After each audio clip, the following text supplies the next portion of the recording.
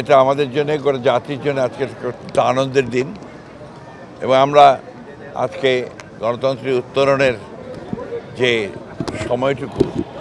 এই সময়ে তার উপস্থিতি আমাদের দেশের জন্যে জনগণের জন্য একটা অত্যন্ত উল্লেখযোগ্য দিক। আমরা মনে করি যে বেগম খালেদা জিয়ার এই উপস্থিতি তার দেশে ফিরে আসা এটা আমাদের গণতন্ত্রের উত্তরণের পথকে আরও সহজ করবে এবং দেশকে একটা সঠিক বৈষম্যহীন একটা পরিস্থিতির দিকে নিয়ে যেতে সহযোগিতা করবে। দেশনেত্রী বেগম খালেদা জিয়া যেন অত্যন্ত সেফলি